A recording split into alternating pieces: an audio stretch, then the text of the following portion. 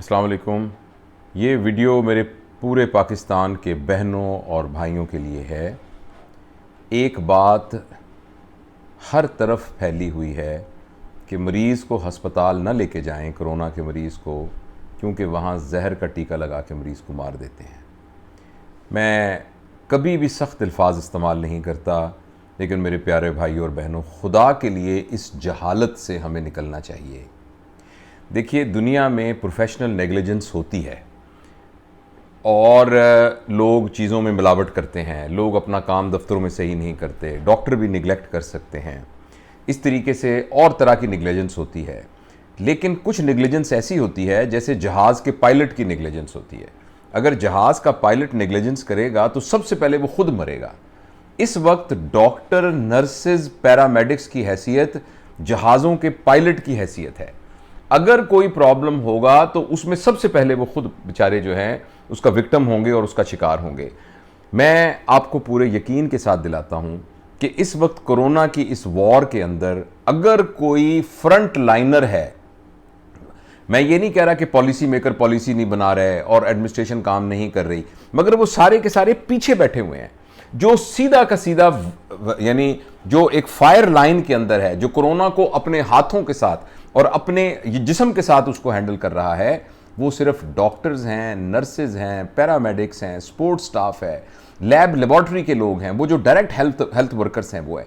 ऐसी सूरत हाल के अंदर हम अपनी बेवकूफ़ी की वजह से और बग़ैर एहतियात करने की वजह से हमने इस वायरस को पूरे पाकिस्तान में फैलने दिया। फिर ईद के दिनों में पता नहीं हमारे ऊपर क्या पागलपन का दौरा पड़ा कि हमने वो जूतियां नहीं लेने के लिए और चूड़ियां नहीं लेने के लिए और कपड़े लेने के लिए एक पूरा का पूरा एटम बम फोड़ दिया इस वायरस का। उस सारे की वजह से बीमारी इस कदर फैल गई। फिर हमें अकल नहीं है, माफ़ कीजिएगा मैं बहुत सख्त ज़बान इस्तेमाल कर रहा हूं जो मेरे मिजाज का हिस्सा नहीं है, कि हमें इस बात की अकल नहीं थी कि हमने एक प्रॉपर मेडिकल केयर के अंदर अपने आप को रखना है। हमने उन पेशेंट्स को ख़राब होने दिया और उसके बाद जब वो पेशेंट सीरियस हालत में, टर्मिनल हालत के अंदर अस्पताल में आते हैं तो एक आम खबर होती है कि आईसीयू में लेके गए, अगले दिन लाश लेकर आ गए। भाई, उस वक्त पेशेंट उस स्टेज के ऊपर है जिस वक्त उसके फेफड़े बिल्कुल एक स्टिफ हो चुके हैं और वेंटिलेटर भी उनको सांस नहीं दे सकता। तो ऐसी सूरत के अंदर जो ये आजकल वाकयात हो रहे हैं कि डॉक्टर जहर का टीका लगा रहे हैं, देखिए, अगर आपने डॉक्टरों के साथ, पैरामेडिक्स के साथ, नर्सेस के साथ और तुम्हारे उन तमाम बहन भाइयों के साथ जो अपनी जान की परवाह किए बगैर फ्रंट लाइन के ऊपर इनकी केयर कर रहे हैं, अगर उनके साथ हमने इस तरीके का सलूक किया तो ये इसके बहुत ये अच्छे नतीजे इसके नहीं निकलेंगे, क्योंकि वो बेचारे अपना दिल छोड़ देंगे। आप यकीन करें, मैं चूंकि डॉक्टर हूं, जितनी भी वार्ड्स हैं, हर वार्ड के अंदर 8-10 डॉक्टर बेचारों को कोरोना हुआ है। वो कोरोना कहां से हुआ है? अगर वो भी चुप करके घर में बैठ जाते तो उनको कोरोना ना होता। वो चूंकि अपनी जान को सामने रखकर को उसकी परवाह किए बगैर फ्रंट लाइन के अंदर हमारे बहनों भाइयों की खिदमत कर रहे हैं और इस खिदमत करने की उनको तनख्वाह मिलती है, ये उनका फर्ज है, ये उनकी जिम्मेदारी है। लेकिन आप जरूर इस बात को सोचिए कि जहां अपना अजीज अपने बाप को हाथ लगाने को तैयार नहीं है, अपनी मां को हाथ लगाने को तैयार नहीं है, उसके जनाजे में शिरकत करने को तैयार नहीं है, ऐसी सूरत के अंदर ये लोग आपके ख्याल में सिर्फ तनख्वाह के लिए वहां काम कर रहे हैं? आपके ख्याल में सिर्फ जो तनख्वाह मिलती है उसी की खातिर मजबूरी में ये काम कर रहे हैं? ये जब तक दिल के अंदर जज्बा ना हो, जब तक वो सारे के सारे अहद जो उन्होंने इंसानियत की खिदमत के लिए किए गए हैं वो उनके अंदर ना हो, कोई भी शख्स अपनी जान को हथेली में रखकर इस तरीके से इन मरीजों का इलाज नहीं कर सकता। मैं आपसे गुजारिश करता हूं कि इस क्राइसिस के ज़माने में और इस शदीद एमरजेंसी के ज़माने में हमें मेडिकल, पैरामेडिक्स, नर्सेज और सपोर्ट स्टाफ की मदद करनी है। खुदा के लिए इस तरह की बातें मत फैलाइए, इस तरह की वीडियोस मत फैलाइए जिसके अंदर यह कि एक मरीज मर गया और लोगों ने शीशे तोड़ दिए। भाई, हम वो सारे लोग हैं जो सारी जिंदगी ये कहते रहते हैं कि जिंदगी मौत अल्लाह के हाथ में है, मौत का वक्त मुकर्रर है।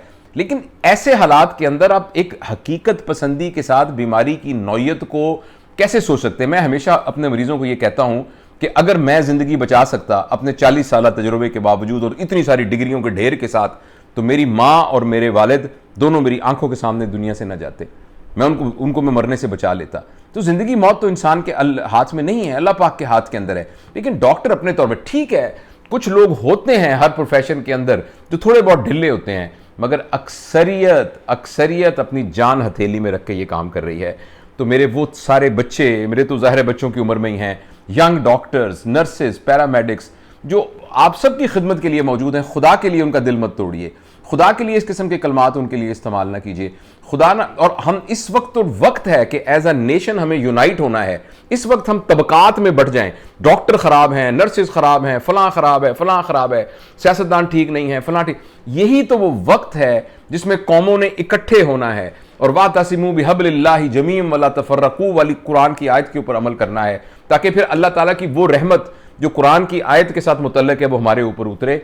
यही तो वक्त है जो वो इकट्ठा होना है। खुदा के लिए इस तरह की गलत बातें मत फैलाइए, और जो SOPs बताई जा रही हैं, और खुदा के लिए मैं आपके सामने हाथ जोड़ता हूँ, मेहरबानी करके घरों में बैठिए, खुदा के लिए टिक जाइए, खुदा के लिए अभी शॉपिंग वगैरह छोड़ दीजिए, खुदा के लिए अभी बाज़ारों में उस तरीके से ना फिरिए, थोड़ी देर के लिए सब्र कर लीजिए, तो इंशाअल्लाह आप देखेंगे कि हम इस बीमारी पर काबू पा लेंगे।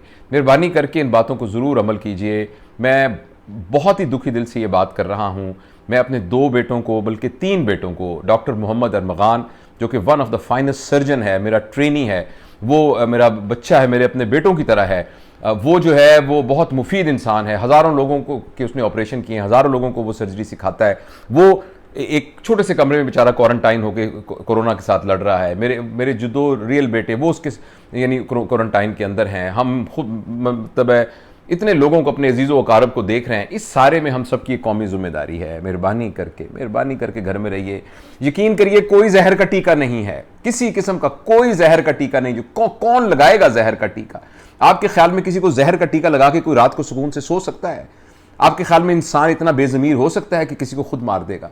तो इसलिए मेहरबानी करें, इस किस्म की अफवाहों से बचें, और इस तरह की कोई बात आती है तो खुदा के लिए उसको ना फैलाइए।